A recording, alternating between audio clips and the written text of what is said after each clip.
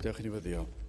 Diolch yn eto Dduw am gyfle arall i ddod yma i geisio dy wyneb ac i foliannu dy enw, ac i ni yn gofyn i ti nerthu ni yn ein haddoliad, y bydd y cyfan yn dwy'n clod i ddenw di. Tyrdi'n plith, i ni'n gofyn hyn oll felly, trwy enw ac heiddiant ein harglwydd Iesu Grist. Amen.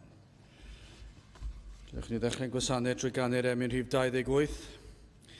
Pa le, pa fodd y dechreuaf foliannu'r Iesu mawr. Ol rheinio'i ras ni fedraf, mae'n llenwi nef a llawr. Emyn rhif 28 gen i sefyll i'w chanu.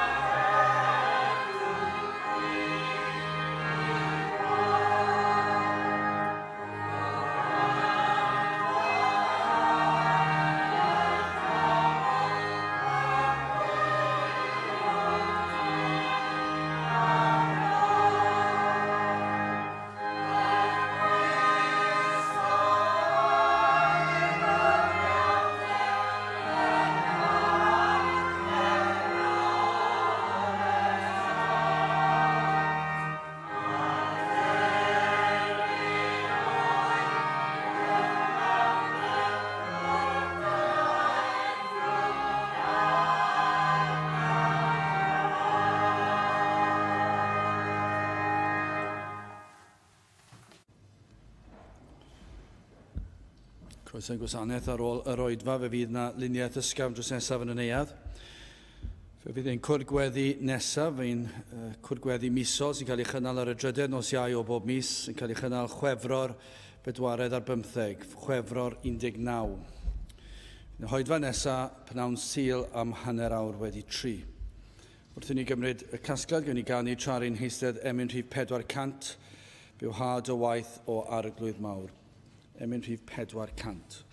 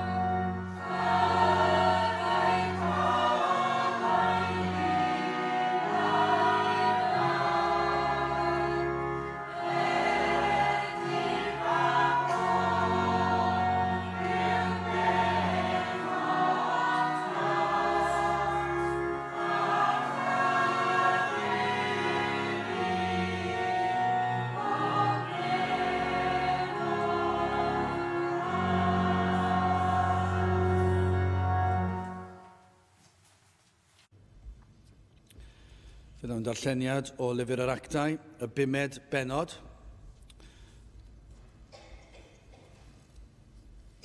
Actau pennod 5, gan dechrau'n adnod 17.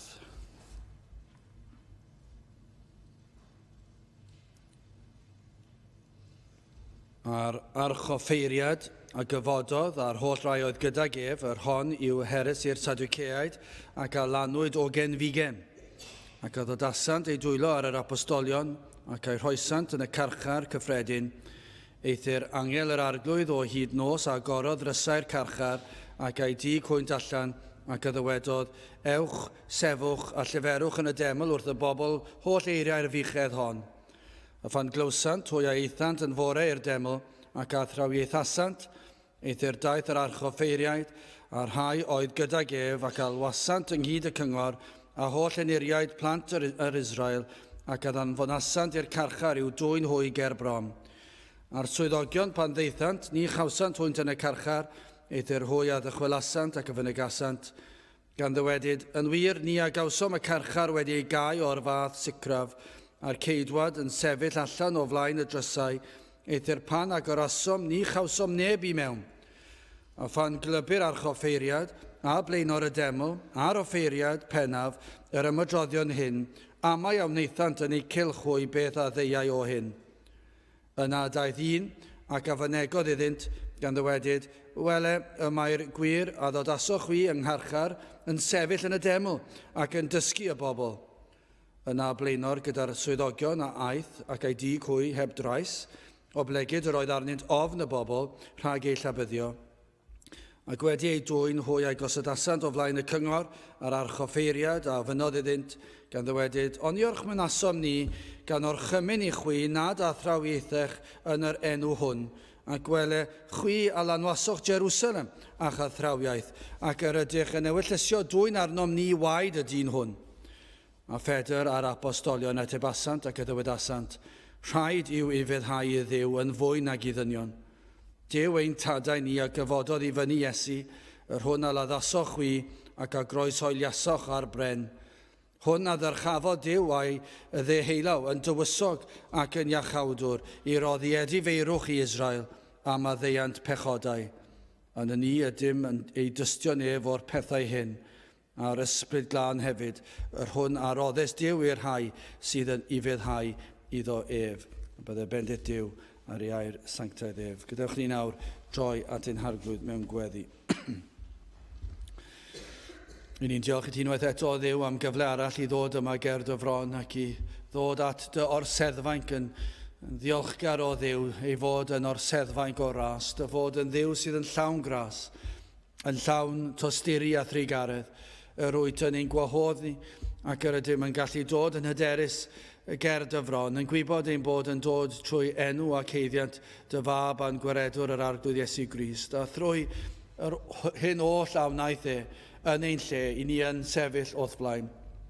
Ac felly o Dduw fel rhai sydd wedi ei golchi, fel rhai sydd yn wynach na'r eira, oherwydd ein bod wedi'n golchi yng ngwaed yr arglwydd Iesu Grist, oherwydd ein bod wedi'n gwisgo a'i gyfiawnder ef, ei glogin o berffeithrwydd ef yn ein gorchuddio ni'n llwyr. Ac felly o Dduw, felly ni'n dod o'th flaen, ein bod wedi dyfethu di, ein bod wedi crwydro hyd yn oed ers y tro diwetha i ni ymgynnull yma. Ond eto o Dduw, ein crwydradau i ni yn llawenhau bod yna glogin o gyfiawnder sydd yn ein gorchuddio ni yn llwyr. Ac felly o Dduw gan ein bod yn dod yn yr arglwydd Iesu Grist, yn gofyn i ti unwaith eto, i ti drigarhau wrthym ni yma, y bydde ti yn ymweld ath bobl, y bydde ti yn ymweld â ni, i ni'n gofyn i ti ymweld ath bobl ar hyd a lled ein gwlad hefyd.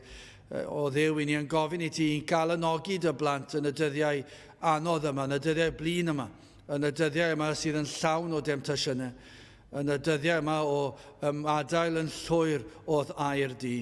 Ac i ni'n gofyn i ti i ddod ac agosau at y blant, ar ei ti'n hatgoffa ein bod ni yn eiddo i ti, pa mae'r un drwg yn dod ac yn sibrwd am heion i ni, ac yn peri ni edrych i fewn, ac i edrych ar ein pechod, ac i edrych ar ein methiannau. O Dduw, i ni yn gofyn i ti nerthu ni, ac i ti'n codi'n golygon i ni edrych i fyny at yr arglwydd Iesu Grist, ac i weld ac i gofio ei fod e wedi delio a'n pechod, ei fod wedi hoelio'n pechod ar ei groes ei hun. Ac felly o Dduw, i ni yn gofyn i ti ddod ac i dywallt y lan ysbryd arnom ni, i ti ddod ac cynhesu'n calonau, a bydde ti yn delio ni yn y fath ffordd, a byddwn ni yn teimlo'n calonau ar dan, a byddwn ni am dy wasanaethu di, ac i fyw ein bywydau mawl a clod i'th enw di. I ni yn cyflwyno felly ein hoedfa i ti a cyflwyno ein glad, yn gofyn i ti faddau ni ac i bendithio ni fel dy bobl, ac i ti ymweld â ni unwaith eto, trigar ha wrthym, bydd yma'n ein plith a bendithio'n glad ar y dydd hwn. I ni yn gofyn i ti o Dduw, i weithio'n rymus unwaith eto yn ein glad ni, fel mae ti fydd yn cael yr holl fawl a'r clod. Tyd felly lawr ein plith, i ni'n gofyn hyn oll trwy enw ac heiddiant ein harglwydd Iesu Grist. Amen.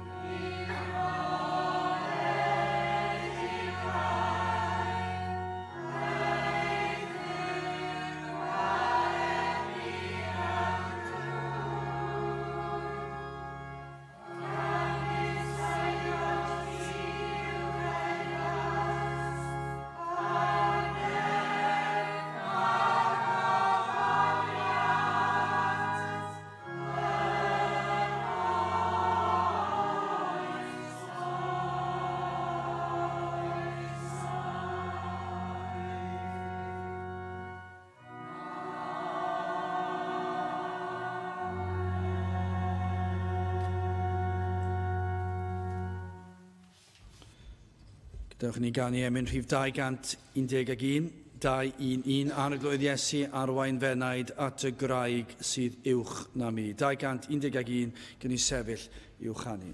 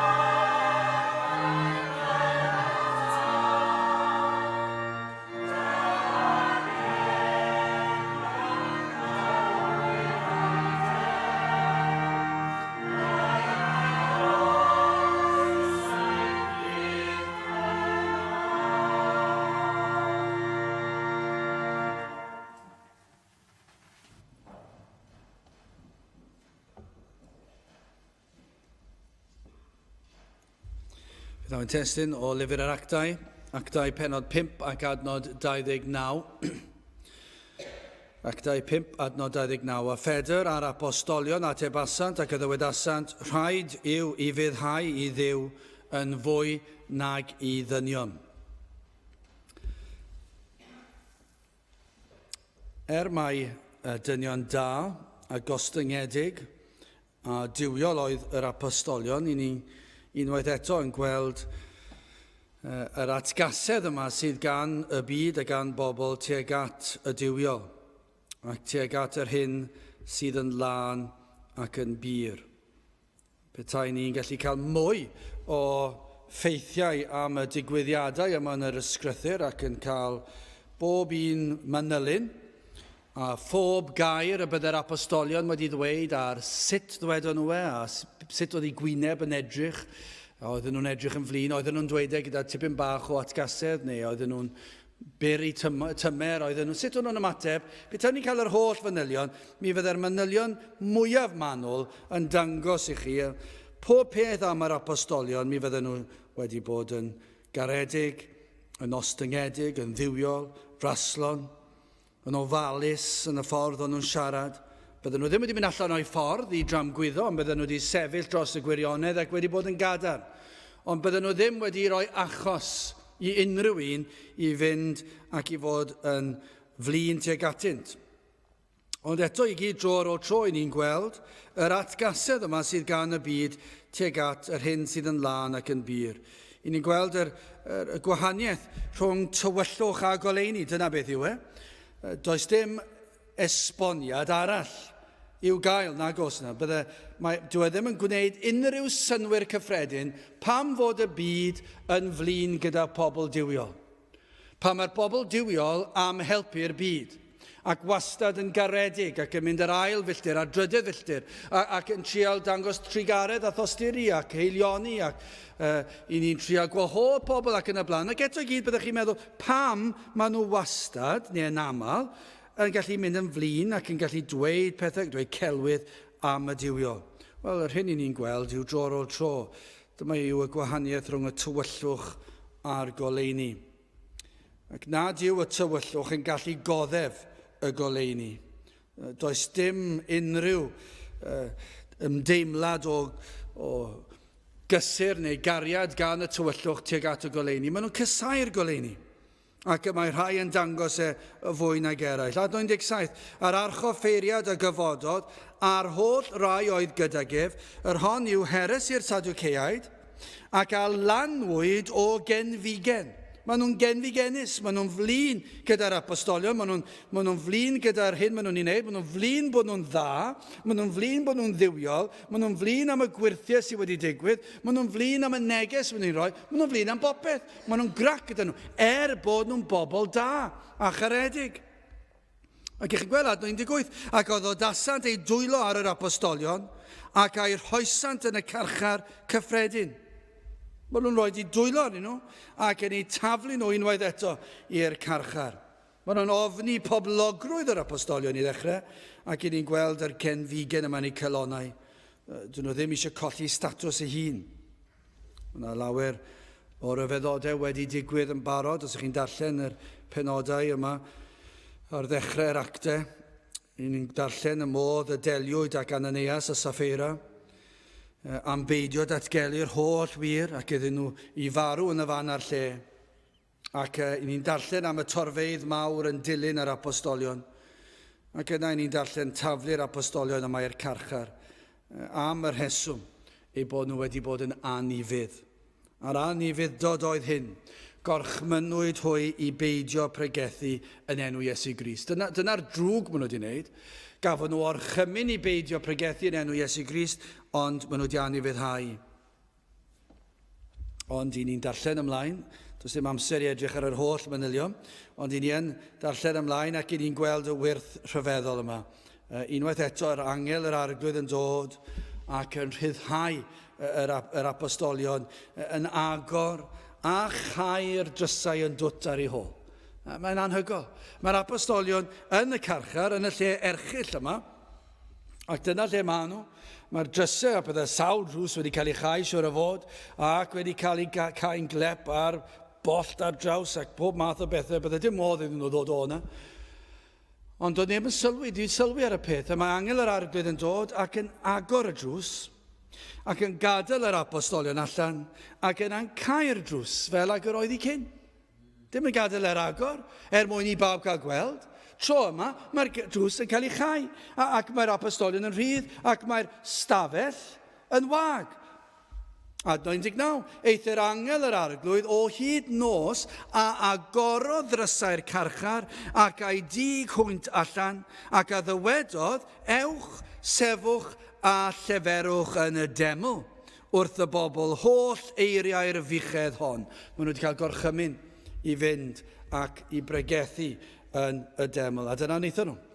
Maen nhw'n mynd yn ôl i'r union fan byddai ei gylynion yn ymgynnull ac maen nhw'n pregethu'r efengil. Yn gwybod beth gall ddigwydd os gafon nhw'u taflu yn ddi-seremoni i'r carchar noson blaenorol, beth fydd y cam nesaf.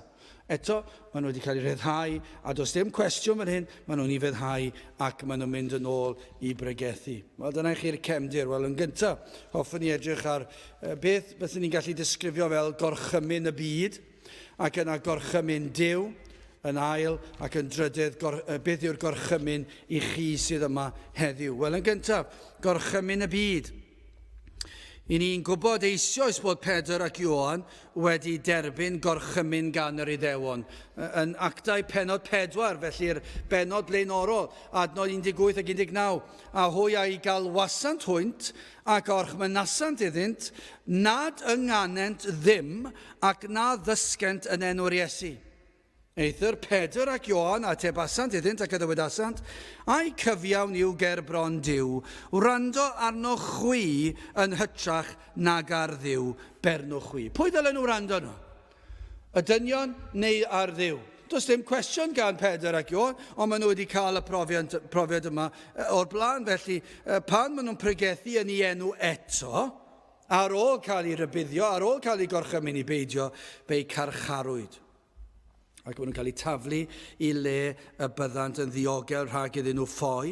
Ond hefyd, mae yna elfen fan hyn bod nhw'n cael eu taflu i'r carchar, i garchar mwyaf amharchus, mwyaf anghysurus, yr oedd yr arweinyddion yma'n gobeithio byddai yn niweidio eu poblogrwydd. Edrychwch, mae'r rhain wedi cael eu cymysgu gyda'r lladron a'r llofruddion. Ond dyna i chi sioc pan mae'r archor ffeiriad a'r arweinyddion yn ymgynnull i drafod y bore canlynol, i drafod yr hyn bydden nhw'n ei wneud gyda'r apostolion. Dyna chi sioc maen nhw'n cael wrth glywed bod yr apostolion yn rhydd yn barod. Maen nhw wedi dod ac wedi ymgynnull, a siwr o fod yn bwysig, ac llawn atgasedd ac yn flin, falle'n poeni am ei dyfodol ei hunan, os y fath boblogrwydd gyda'r dynion yma, sut yn y byd i ni'n mynd i gadw'n statws ni, ac felly mae yna rhyw elfen o banig yna, ac maen nhw'n dod ynghyd i drafod, ac yna, i rywun i ddod, rywun i gario clecs, mae yna rhyw berson, sa'n ni'n gwybod pwy yw yn dod i fyny atyn nhw, ac yn dweud bod nhw'n rhydd yn barod. Ydych chi'n gwybod ble maen nhw? Maen nhw'n rhydd, ond dydyn nhw ddim wedi ffoi hyd yn oed.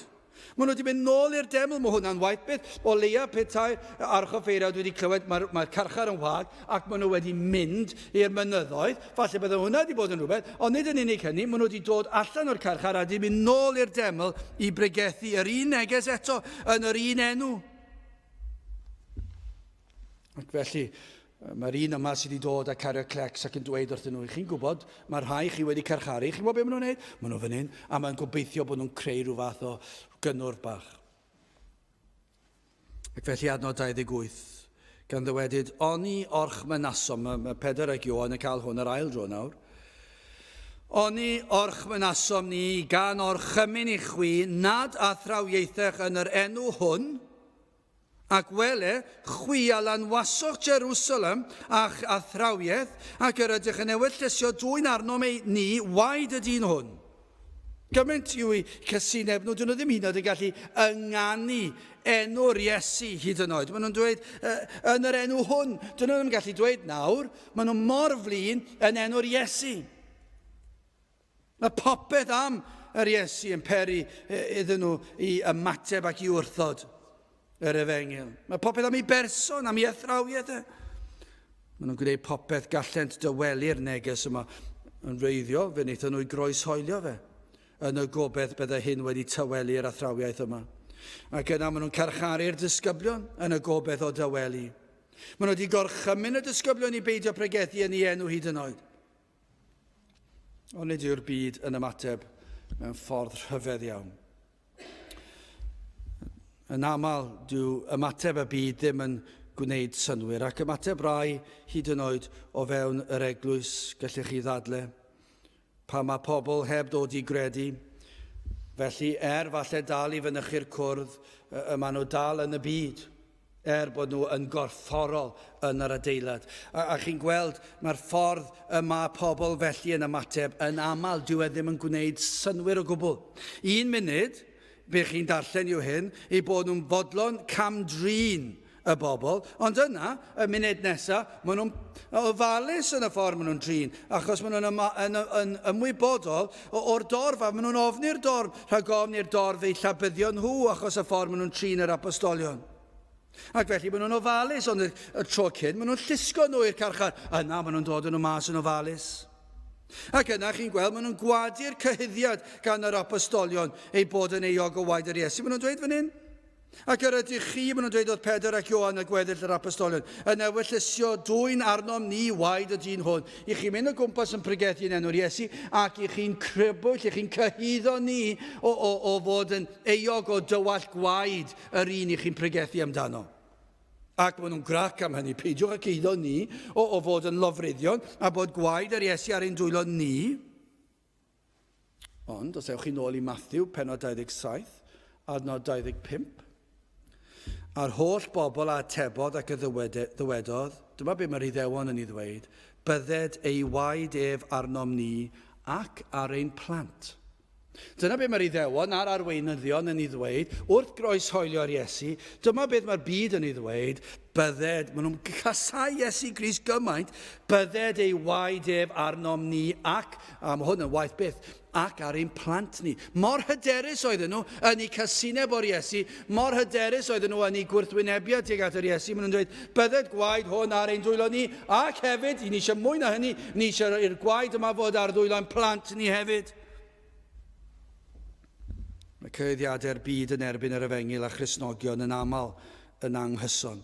Fel fan hyn, 1 munud yn dweud roch chi waed ar ein dwylo ni, ac yna yn dweud, a chi'n trio cyhyddo ni o'i waed ni ddim wedi wneud ar peth. Yn aml yn anghyson, yn ddireswm. Ond nid ni'n gweld hynny. I ni'n gweld sut, ac i ni'n gweld hyn mewn capeli ar hyd a lled yn gwlad, capeli ffyddlon o leiaf. Ac pan mae pobl yn gadael y capel ac yn flin ac yn ar llall, a dwi ddim yn gwneud synwyr. Dwi ddim yn gwneud synwyr yn aml, mae'r cyhoeddiadau yn gwrthweud ei hunan. Chi'n clywed pobl yn dweud un peth amdano chi, ac yna mae rhywun arall yn dweud rhywbeth arall amdano chi. Mae dwi ddim yn gwneud synwyr. Mae'n gwbl ddi synwyr, mae'n hurt bost, a chi'n meddwl beth mae'r ein yn trial i ddweud. A dyn nhw ddim yn gwybod beth maen nhw'n trial i ddweud. Ond mae'r atgasedd teg at yr hyn i chi'n ei bregethu gymaint. Dyn nhw ddim yn gwybod beth yw'r beirniadaeth, ac felly mae pob math o cyhoeddiadau yn dod. Yr un peth oedd hi amser yr apostolion. Un peth oedd yn wir, oedd yr Iddewon am dywelu'r neges. Ond nid dyna beth mae pobl eisiau gwneud heddi. Yr rhain sydd yn honni bod yn Gristnogion ac yn honni bod yn Efengyled, ond maen nhw eisiau'r byd hefyd. Be maen nhw eisiau gwneud? Maen nhw eisiau tawelu y neges. Dydyn nhw ddim eisiau y neges i ni'n ei bregethu, cael ei bregethu, ac felly maen nhw eisiau tawelu ni rhyw sut neu gilydd, ac felly fe wnewn nhw fe trwy amryw ffyrdd, trwy gelwyr, trwy dweud hanner gwir. Ond oedd yr Iddewon fan hyn, mor grac gyda'r Iddewon, gyda'r apostolion. Maen nhw'n ofni y bygythiad yw status nhw. Ond hefyd maen nhw'n cysau'r neges. Yr oedd na burdeb am y neges yma. Ac maen nhw'n ei gysau. Ond nid yna beth i ni'n gweld heddi. Y byd yn gorchymyn i beidio pregethu yn ei enw. Ond nid yw'n llythrenol wir ar y degau, ond nid yw'n wir mewn llawer i wlad lle mae pobl yn cael ei gorchymyn i beidio pregethu yn enw'r Iesu ac i beidio pregethu'r Efengyl. Ond hyd yn oed os nad yw yn llythrenol wir yn ein gwlad ni eto, dwi ddim yn gwybod sawl blwyddyn fydd hi cyn bod yr hawliau dynol yma ac pob math o reolau am beth i ni'n cael pregethu a beth ni ddim bod i ddweud a beth ni yn cael dweud. Fe fydd ddim yn hir cyn bod na rhyw gyfyngiadau hirt, llym, o'r neges i ni'n cael ei phregethu ac fydd na rhyw gyhoeddiadau os ych chi'n dweud hyn, yna fe gewch chi eich llusgo o flaen eich gwell ac yna falle gorfod mynd i'r carchar. Dwi ddim yn credu bod ni'n bell iawn o'r cyfnod yna. Ac felly allech chi ddweud yn llythrenol felly bydd ddim yn hir cyn bod y llywodraeth yma, os nad yr un yma, yr un nesaf, yn dweud nad oes hawl dweud mae Iesu Grist yw'r unig ffordd. Dyna be fydd yn digwydd. Sawl blwyddyn fydd hi? 5 mlynedd? Dwi ddim yn gwybod os ni'n bara 5 mlynedd. Dwi'n credu fydd hi cyn hynny. Fydd ddim yn hir cyn bod na ryw brif weinidog yn dod yn ei ddoethineb mawr ac yn dweud nad oes hawl gan unrhyw bregethwr Cristnogol bod crefyddau eraill yn cael dweud beth fyna nhw. Ond nad oes hawl gan Cristnogion dweud Crist yw yr unig ffordd i'r nefoedd. Ac os fentrwch chi ddweud hynny, os pregethwch chi yn enw Iesu Grist, yna fe fydd rhaid i chi fod yn atebol amdano fe. Dyna beth ddigwyddodd yn amser yr apostolion. Ond diolch i Dduw yn ei ras a'i nerth roddodd i'w apostolion. Fe nathon nhw cael y nerth i anifuddhau'r gorchymyn hynny a pharhau pregethu.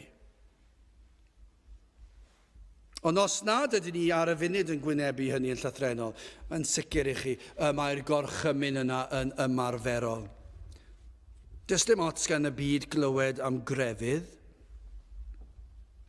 Does dim ots gan y byd hyd yn oed clywed am grefyddau eithafol. Ond mae ots gan y byd glywed yr efengil sydd yn bir ac yn sanctaidd. I ddweud y gwir, does dim ots gan y byd clywed yr efengil sy'n cael ei phregethu mewn llawer i le. Fel glywson ni'n os fercher am yr Beiblau yma sydd yn cael ei gyfieithu yn Saesneg yn arbennig, ond ym mhob iaith bellach, pan i'ch chi'n cael y cyfieithiadau modern yma, am yr diwynyddion sydd wedi cyfieithu fe, yn newid yr athrawiaeth i'w siwtio nhw, mae'n cael gwared ar geiriau fan hyn fan draw, ac yn neud yn llawer mwy derbyniol i'w clustio nhw. Ond yma'r efengil sydd yn cael ei phregethu ynghyd â'r cyfieithiadau sydd yn cael ei chynhyrchu.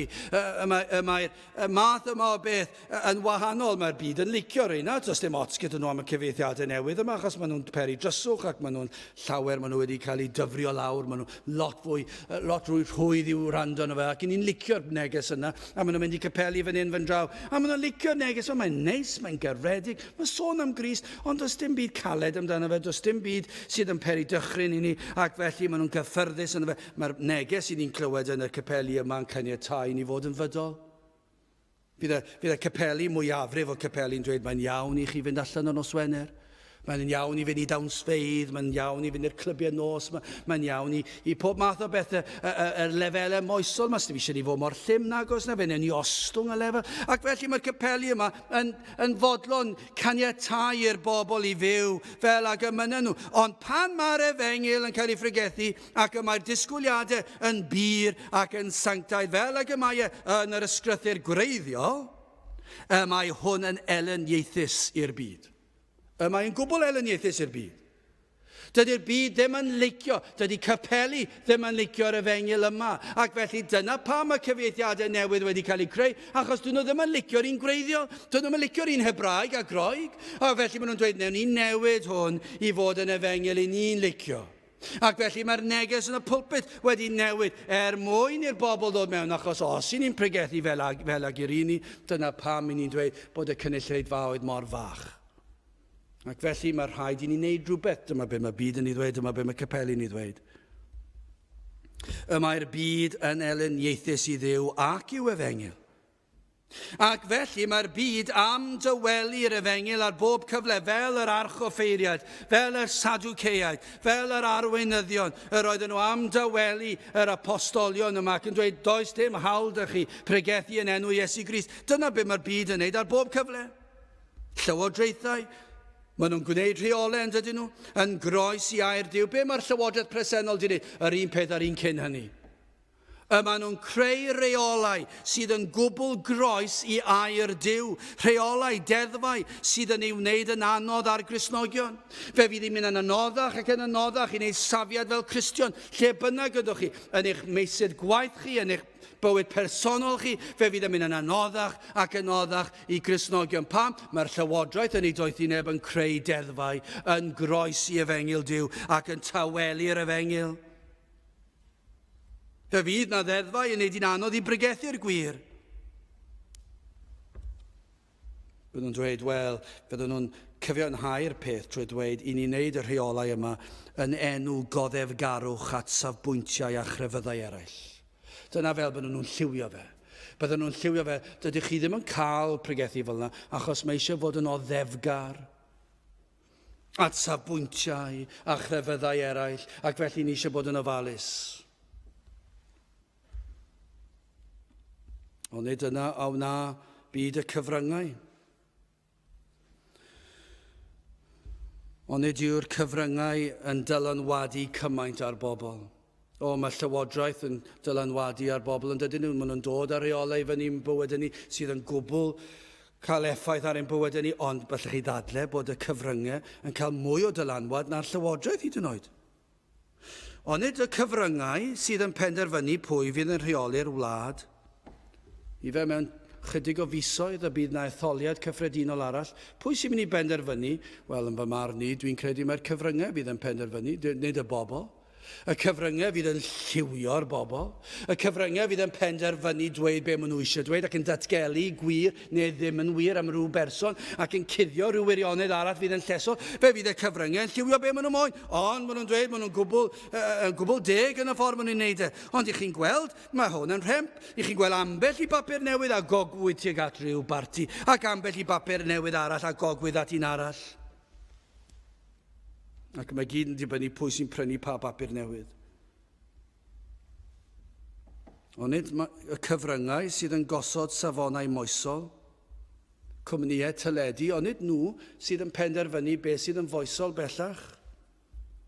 Trwy ddarlledu lluniau ar y teledu, ffilmiau, ac yn dangos gwisg a chaneuon a gweithredoedd, a maen nhw'n penderfynu beth sydd yn dderbyniol, ac maen nhw'n penderfynu y cyfryngau yma, y cwmnïau teledu, maen nhw'n penderfynu, mae hwn yn iawn, a wneud hwn, wneud i'r holl wlad derbyn bod e'n dderbyniol. Mae ar y teledu, mae'n rhaid i fod yn iawn. Rhaid i fod yn iawn. Os maen nhw'n dangos ar y teledu, yn gwybod bod ar ôl 9 o'r gloch, ond os yw ar ôl 9 o'r gloch, sdim ots, mae'n derbyniol.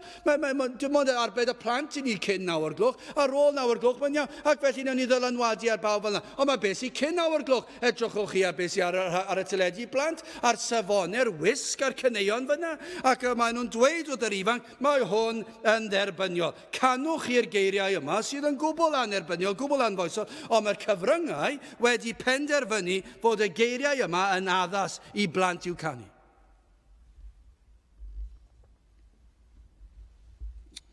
Felly mae cymdeithas yn plygu. A be mae cymdeithas yn neud? Maen nhw'n ufuddhau i'r cyfryngau ac i'r llywodraeth. Wrth gwrs bod rhaid i ni ufuddhau i'r llywodraeth, ond dim os yw yn dweud wrth i troi cefn ar Grist. Fedrwn ni ddim. Chi'n ufuddhau ym mhob ffordd y dylsyn ni. Hyd yn oed yr ardaloedd hynny chi ddim yn credu yno fe. A chi ddim yn cytuno dyn nhw. Un rhaid ein dyletswydd fel Cristion yw i ufuddhau. Ond mae yna un man lle nad oes lle ufuddhau, mae'n rhaid bod yn ffyddlon i Grist. Ac y mae Crist yn llawn trigaredd a chariad. Felly does dim byd fydd Crist yn gofyn i Gristion i'w wneud, fydd yn dreisgar, fydd dim byd fydd Crist yn gofyn i Gristion i'w wneud, fydd yn anghywir ac yn hunanol. Yr unig beth mae'r Beibl yn dweud wrthyn ni yw i fod yn sanctaidd ac i fod yn bir ac i bregethu'r efengyl. Ac felly ar sail hynny mae rhaid i fyddhau Crist fel yr apostolion. Ond nid yw addysg am dywelu'r efengyl. Ewch i'r ysgolion, ewch i'r colegau. Be maen nhw'n gwneud? Maen nhw eisiau tawelu'r efengyl. Maen nhw'n gwythio'r efengyl o'r neilltu. Dyn nhw ddim hyd yn oed am drafod mwyach bod na bosibilrwydd bod na Dduw wedi creu y byd. A maen nhw'n ei wythio fe o'r neilltu. Mae e fel petai nhw am garcharu, am gael gwared, am dawelu unrhyw ddylanwad o Gristnogaeth, o'r efengyl pur. Does dim ots gan y byd yr efengyl modern yma sy'n yn capelu heddi. Ond y gwir efengyl, Yma nhw am ei gladdu fe, am ei garcharu fe mas o pob golwg. Ond dyna gorchymyn y byd i chi. Mae'r byd am i ni dawelu ac i beidio pregethu yn enw'r arglwydd Iesu Grist. Ac unrhyw beth i'w wneud ag e. Wel, beth yw gorchymyn Duw? Wel, mae adnod 29 yn dweud hyn, a Ffedr a'r apostolion a ateb asant ac addywedasant, rhaid yw i fyddhau i Dduw yn fwy nag i ddynion.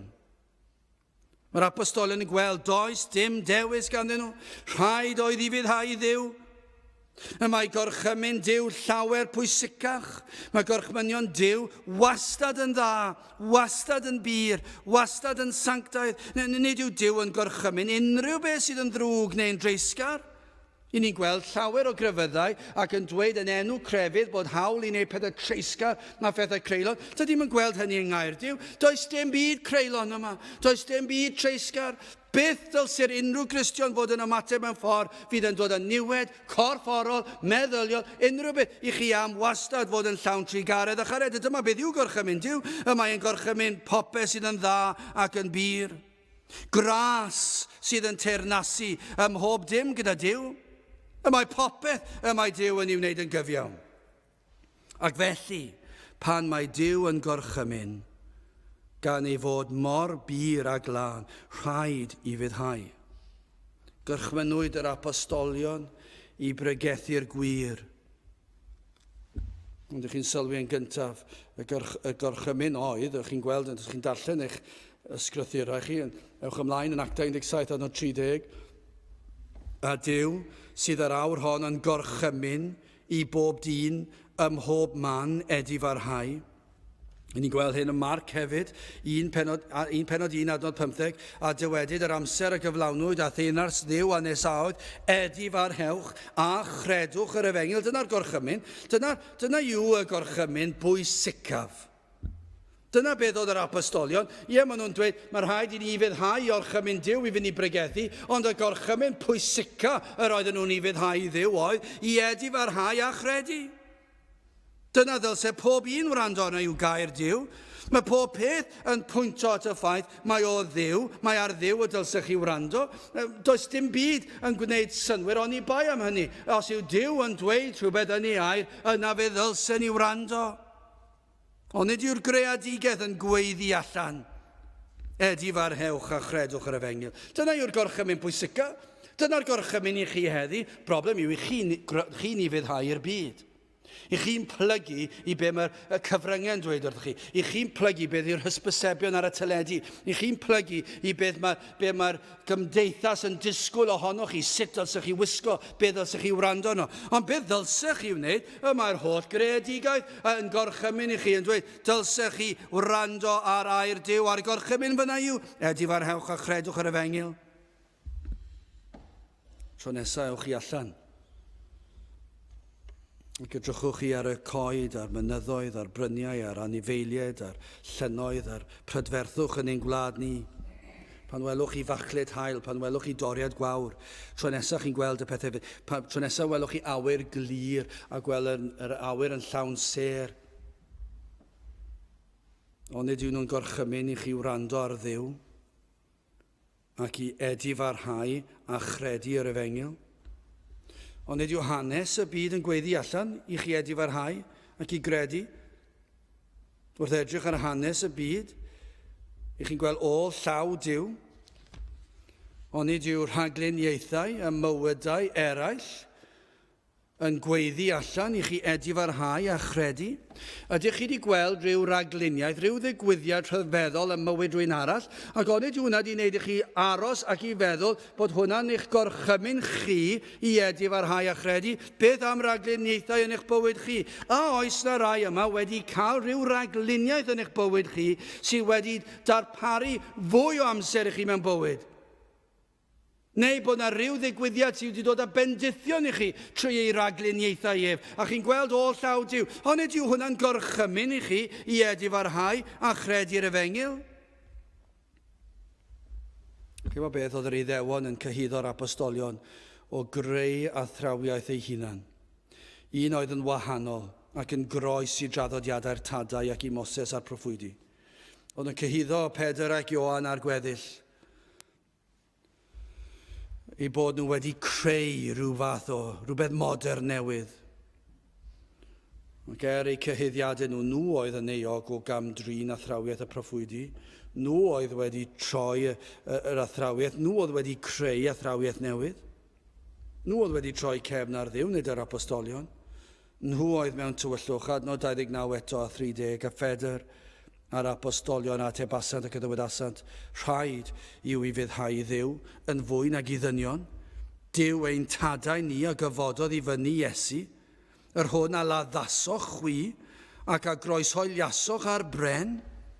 Maen nhw'n ategu bod nhw'n credu yr un efengil a'r tadau. Maen nhw'n dweud i ni'n credu yr union yr un peth a'r proffwydi a Moses. Dyna be maen nhw'n dweud. Maen nhw hyd yn oed yn mynd yn bellach ac maen nhw'n cyhuddo'r yr Iddewon, yr archoffeiriaid, a'r arweinyddion, a'r Sadwceaid. Maen nhw'n cyhuddo nhw, chi sydd wedi croeshoelio'r Iesu. Ond yn pwysleisio mai cynllun Duw oedd e. Lle bydde Iesu Grist yn cymeryd ein cosb ni yn ein lle. Chymod, does dim rhedeg i ffwrdd o'r gwirionedd rhag ofn sefyll ar draed. Dyn nhw ddim yn gwneud hynny. Maen nhw'n cyfeirio at y ffaith i Iesu Grist atgyfodi o'r beth. Byddech chi wedi gallu esgusodi'r apostolion rhag peidiwch â sôn am yr atgyfodiad. Mae'r Sadwceaid yma. Dwi ddim yn beth doeth i sôn am yr atgyfodiad, achos mae'r Sadwceaid yn ffyrnig yn erbyn yr atgyfodiad. Felly bydd yn well cadw bant o hwnna am y tro. Gewch chi sôn am yr atgyfodiad fori, ond peidiwch â wneud o flaen y Sadwceaid. Ond dyn nhw'n wneud na, maen nhw'n sôn am yr atgyfodiad, maen nhw'n sôn am bopeth, dyn nhw'n cadw dim byd i ffwrdd. 31, hwn a ddyrchafodd Duw a'i ddeheulaw yn dywysog ac yn iachawdwr i roddi ediferwch i Israel a maddeuant pechodau. Maen nhw'n cyfeirio at Grist fel yr un anfonwyd gan y tad i fod yn dywysog tangnefedd trwy fywyd a marwolaeth yn illodd ein rhyddid. Maen nhw'n rhoi y cyfan iddyn nhw. Maen nhw'n dweud beth yw'r efengil. Maen nhw'n dweud fod Iesu Grist wedi talu'r prist mwyn ennill ein rhyddhad ni, ein rhyddid ni o gaethiwed pechod. A fe wnaeth e hyn trwy fywyd perffaith. Fe gymerodd e gosb ar y groes. Fe dalodd e brist ddrydfawr. Rhaid oedd cael cosb, a hynny'n gosb dragwyddol. Ac fel un a gyflawnodd holl o fynion y tad trwy gadw'r ddeddf yn berffaith. Aeth fel ein cynrychiolydd a chymerodd y gosb yn ein lle. Maen nhw'n esbonio'r cyfan iddyn nhw. Does dim syndod iddo heiddi'r enw tywysog tangnefedd, sydd wedi ennill yr heddwch yma rhwng Duw a dyn. Yw ein iachawdwr, dyna be mae Pedr yn dweud. Fe yw ein iachawdwr ni. Sydd yn ein hachub ni o bechod ac o gos pechod ac o ddalanwad a chaethiwed yr un drwg. Mae'n dweud, Iesu Grist, dyma'r un ni'n pregethu yn enw'r Iesu. Fe yw ein iachawdwr. Fe sydd yn rhoi rhoddion i ni. Mae'n rhoi rhoddion o ediferwch a maddeuant. Fe sydd yn galluogi ni edifarhau ac fe sydd yn maddau. Chi'n gweld fel un y cyswllt rhwng maddeuant ac ediferwch. Does dim maddeuant heb ediferwch, ond mae'r rhain yn roddion gan Dduw. Adnod 32, a ni ydym ei dystio efo'r pethau hyn, a'r ysbryd glân hefyd, yr hwn a roddes Duw i'r rhai sydd yn i fyddhau iddo. Mae'n rhoi ediferwch i Israel a maddeuant pechodau. Mae'r apostolion yn dystio ni hyn i nerth yr efengil. Maen nhw'n gallu dweud, i ni'n dystio ni'r peth. I ni'n gallu tystio i'r ffaith fod yr Iesu wedi rhoi ediferwch i ni ac bod e wedi rhoi maddeuant pechodau i ni, bod e wedi'n golchi ni'n wynach na chreira trwy ei waed a lifodd ar y groes. I ni'n dystio ni hyn. A fedrwn ni ddim anifuddhau. Fedrwn ni ddim, mae Pedr a Ioan yn dweud yn blwmp ac yn blaen, fedrwn ni ddim peidio a phregethu yn enw Iesu Grist, gan mai hwn yw'r un sydd wedi'n golchi ni'n llwyr ac sydd wedi maddau'r cyfan a sydd wedi rhoi bywyd tragwyddol i ni. Dim syndod yn dweud, rhaid yw i fyddhau i Dduw yn fwy nag i ddynion. Wel, yn olaf, ble i chi arni? Beth yw'r gorchymyn yma i chi? Ydych chi yn ildio drwy'r amser ac yn ifuddhau drwy'r amser i orchmynion a gofynion y byd? Gai ofyn i chi, os ych chi'n gallu ateb hwn yn onest, Pa mae'r byd yn dod ac yn rhoi pwysau arnoch chi ddilyn eu trywydd nhw. Ac ych chi'n gwybod yn eich calon fod yr hyn maen nhw'n disgwyl ohonoch chi yn groes i'r hyn sydd yng Ngaer Duw. Ond y broblem yw falle bod chi'n llwyddo dehongli Gaer Duw mewn ffordd addas iawn fydd yn caniatáu i chi wneud beth chi moyn wneud. Ond petaech chi'n onest, ych chi'n gwybod na ddylsech chi. Ond beth ych chi'n wneud? Ar bwy ych chi'n gwrando? Ydych chi yn plygu i awdurdod Duw a'i air? Neu ydych chi'n plygu ac yn i fyddhau i ofynion y byd? Ydych chi'n gwrando ar dwyll a chelwydd yr un drwg? Mae'r byd yn mynnu hawliau personol, mae'r byd yn mynnu hawl i bleser ac i boblogrwydd, ac yn sicr i chi os newch chi ddweud fedrai ddim dod gyda chi fan a be bynnag yw neu fedrai ddim gwrando, fedrai ddim wneud hyn. Os newch chi hynny, fe fydd yn effeithio ar eich poblogrwydd chi, fyddwch chi ddim mor boblogaidd wedyn ni. Ac yn sicr os newch chi fer ail dro, a'r trydydd tro, nes yn y diwedd fydd pobl yn eich anwybyddu chi ac ddim yn gofyn i chi ac fydden nhw'n ddim eisiau treulio lot o amser yn eich cwmni chi gan ei bod chi'n neud nhw teimlo'n anghysurus, ac felly fydd yn effeithio arnoch chi. Mae'r byd yn mynnu'r pethau yma. Mae'n gorchymyn i fuddod o beidio ceisio'r goleuni. Dyma be mae'r byd yn ei wneud.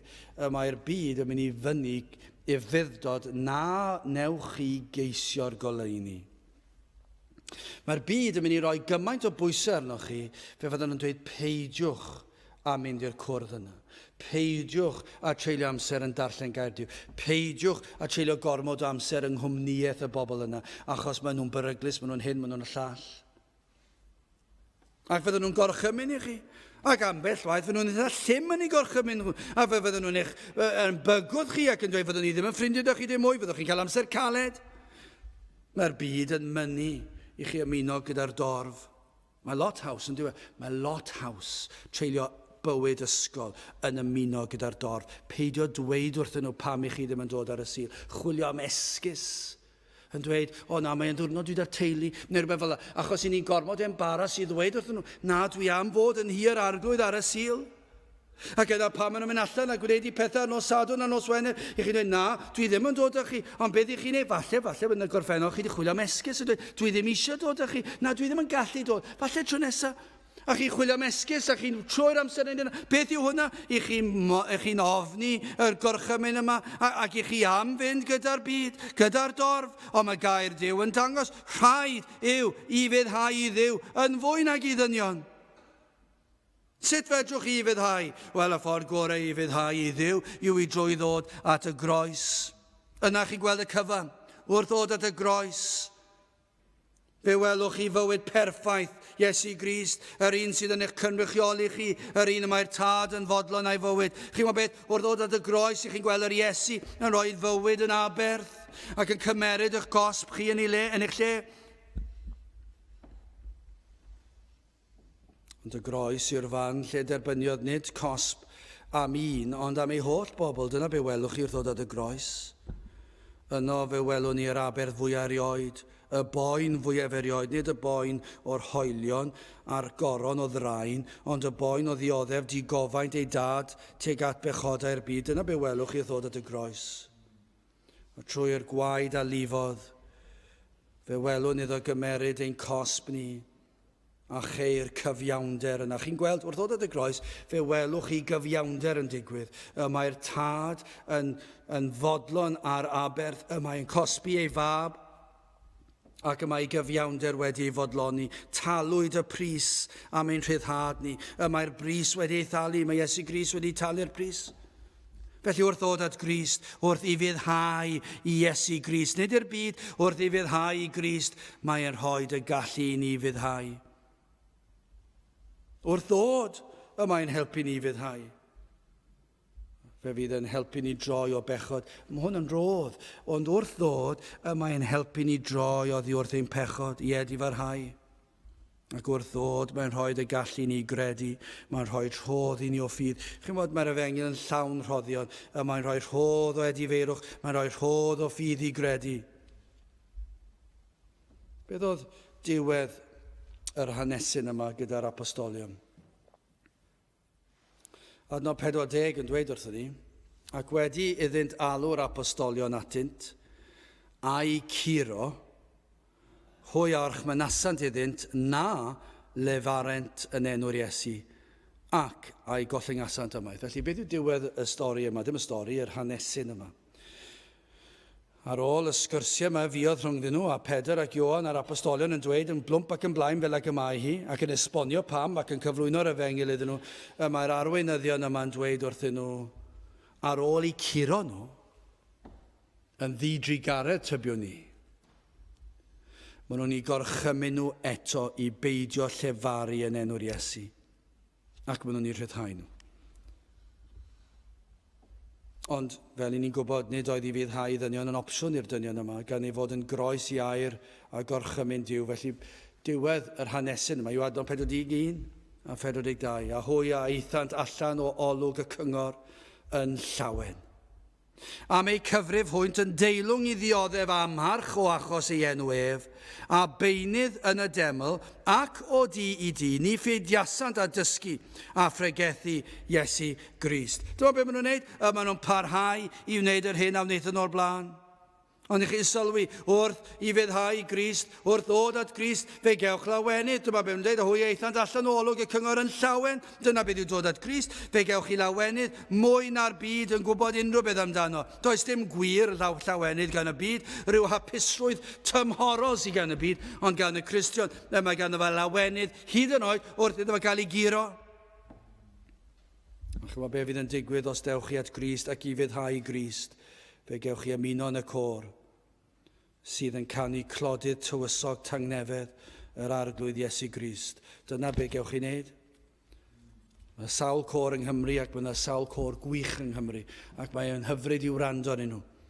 Ond chymod beth y côr gorau i fod yn rhan ohoni yw'r côr o blant Duw sydd yn canu clodydd a Phedr a'r apostolion a tebasant ac a ddywedasant. Rhaid yw i fyddhau i Dduw yn fwy nag i ddynion. Dyw ein tadau ni a gyfododd i fyny Iesu. Yr hwn a laddasoch wi ac a groeshoeliasoch ar bren. Dyna be mae'n dweud, hwn a ddyrchafodd Dyw a'i ddeheulaw yn dywysog, dyma chi gan, yn dywysog ac yn iachawdwr i roddi edifeirwch i Israel am addeiant pechodau. A wnewch chi ymuno yn y gôr yna, sydd yn canu am y tywysog yma, am yr iachawdwr yma, am yr hoddwr edifeirwch am addeiant pechodau. Neu wnewch chi fynd yn ôl nawr, a deffro bore fori ac i fyddhau i'r byd. Yr eiliad cyntaf, fyddwch chi'n gweld eich ffrind cyntaf o'r byd, fyddwch chi'n plygu ac yn ei fyddhau. Fyddwch chi'n mynd i siarad fel nhw. Fydd eich tôn eich llais yn mynd fel y byd. Fydd y pwnc y sgwrs fel y byd. A fydd e felly? A fydd eich pleserau chi fel y byd. Fyddwch chi'n ei fyddhau i'r byd. A fyddwch chi'n plygu lawr i'r byd. A chi'n dweud, o ie, dwi'n mynd i wrando no ti byd. Dwi'n mynd i fyw fel ti, ond wedyn mae'r sul yn dod. A na i ymddangos fel fy mod i'n ei fyddhau i Dduw. A dyna be fydd eich hanes chi wythnos yma. Neu a fyddwch chi'n ymuno gyda'r apostol yn dweud, rhaid yw i fyddhau i Dduw yn fwy nag i ddynion. Gadewch i ni weddio.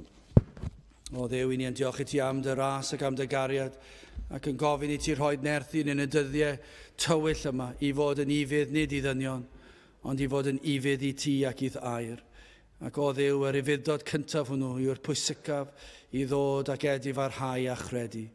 Ac yna o Dduw wedi edifarhau a chredu, ni yn gofyn am y nerth a'r gras i sefyll ac i fod yn ifydd i air holl ddyddiau ein bywydau, tan y byddwn yn cael dy weld wyneb yn wyneb. Tri garha felly wrthym, ni'n gofyn hyn o trwy enw ac heiddiant ein harglwydd Iesu Grist. Amen. Dewch i ni orffen ein gwasanaeth trwy ganu'r emyn rhif 103. 103, mi dafla maich oddi ar fy ngwar wrth deimlo dwyfol loes. 103, gewn ni sefyll i'w chanu.